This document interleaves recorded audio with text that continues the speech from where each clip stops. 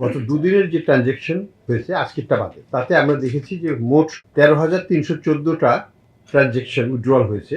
Total যে অ্যামাউন্টটা withdraw করা হয়েছে সেটার পরিমাণ হচ্ছে 107,77,00,000। এটা কিন্তু আমরা যেটা আশা করেছিলাম তার চাইতে অনেক কম হয়েছে বলে আমাদের বিশ্বাস। এবং আরেকটা জিনিস যেটা ইন্টারেস্টিং, এবং এটার মধ্যে সবচেয়ে বেশি উইথড্রল অবশ্যই হয়েছে এক্সিম ব্যাংক, বড় ব্যাংক হিসেবে সেখানে বেশি হয়েছে।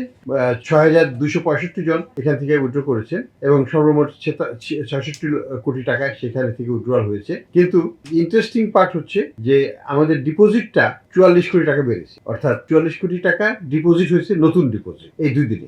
নেট অফ করলে এটা 63 কোটি টাকার মতো নেট উইথড্রল হয়েছে, যেটা আমি মনে করি যে খুবই সন্তোষজনক একটা সিচুয়েশন এই ব্যাংকের জন্য এবং আমাদের জন্য।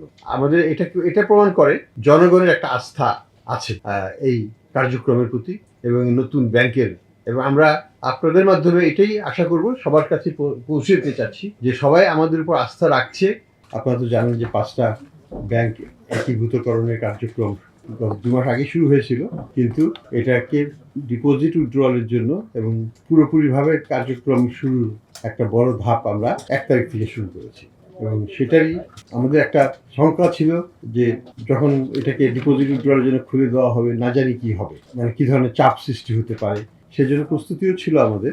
তো যাই হোক, আমরা আলহামদুলিল্লাহ আমরা বলবো যে আমাদের এই কাজটা মোটামুটি সুন্দরভাবে এগিয়েছে। অন্য একটা স্বাভাবিক ব্যাংক হলে হয়তো এখন এলওআই পর্যন্তই থাকতো, তার বেশি যেতে পারতো, কিন্তু এখানে এলওআই হয়েছে, ক্যাপিটালাইজড হয়েছে, আলটিমেটলি ব্যাংক অপারেশন সাইনবোর্ড বসে গেছে এবং ব্যাংকগুলো থেকে টাকা ডিসবার্সমেন্ট হচ্ছে। হ্যাঁ, তো এটা কিন্তু সম্ভব হয়েছে এই 2 মাসের কার্যক্রমের মধ্যে এবং নতুন আইনের নতুন প্রয়োগের মধ্যে। আপনারা জানেন যে ব্যাংক রেজলিউশন অর্ডিন্যান্সটা পাশ করা হয়েছিল কয়েক মাস আগে, যেটা আমাদের হাতিয়ার হিসেবে আমরা ব্যবহার করেছি, আইনগত কাভার দিচ্ছে এই ব্যাংক রেজলিউশন অর্ডিন্যান্স।